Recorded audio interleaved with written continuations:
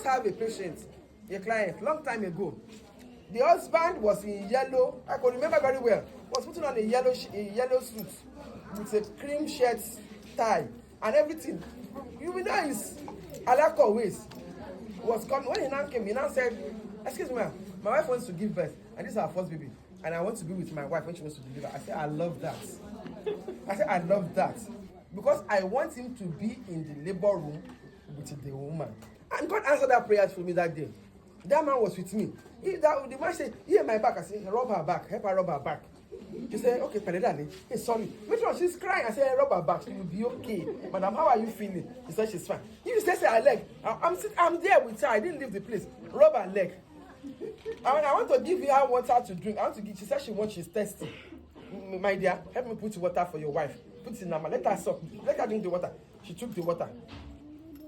And that was how we were going, and that labor was progressing. I was doing my job, and I was supervising the two of them together. And they are romancing themselves without my concern.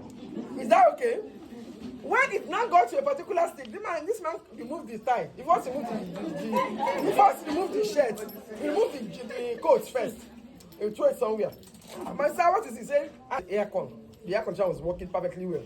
He said, "I am feeling hot." I said, "Maybe we should increase the AC." Small time the tie was off. Small time the button of the shirt, you don't lose them. Small time you don't talk out. We were now together and I said, she said, "I'm hungry." I said, "Okay, we need pap."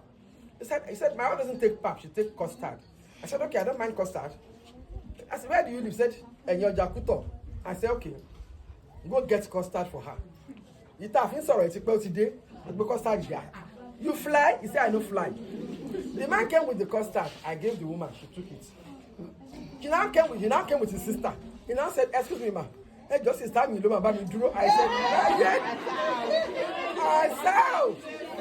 "Báwo ni aláàkà? Ṣé nígbà tí ẹ mẹ́kùn ẹ̀? Ṣé sister yìí dúró síbẹ̀? Ó ní no. Tí o bá ti síbẹ̀, sister, I don't want to see you. Stay outside. It is me and him together. We get am for business." Is that not so? We were there together until this man was fully. The labor room, we entered together. "Mr. Help me with your wife." He helped me. We entered together. I did not take the delivery. I was standing behind because at that time, that man was shaking. So I was standing behind him and I have a chair right at his back. If you want to do anything, I will make him sit down. When the baby's head was coming, he said, "Excuse me, ma. See how big this place is?" I said, "Yeah, that's how baby will come out." Then I tell the man, "Madam, you are a first timer. This place is very tight. We don't want it to tear. We have to give you a small cut and this and that." The woman said, "You want to cut my wife?" If we don't cut your wife, the baby will not come out on time. And the baby will get stuck. And the woman might even tear to even the anus. And that will be a problem for you in future. He said, "Okay." He said, "Okay, mommy. Okay, ma." I said, "No problem." When they now delivered the baby was out. He was saying, "Hey, sorry, baby. Sorry, darling." He was saying all those sorry. Is this what my mother went when she had 7 of us? Excuse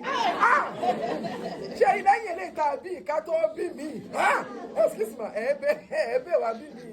I said, "Let us." I said, "Don't worry. It should happen that that place that has been cut will be repaired.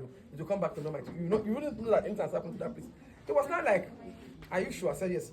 When I said that he was shaking, I just make him to sit on the chair. Because he was sweating. And that was how that baby came out.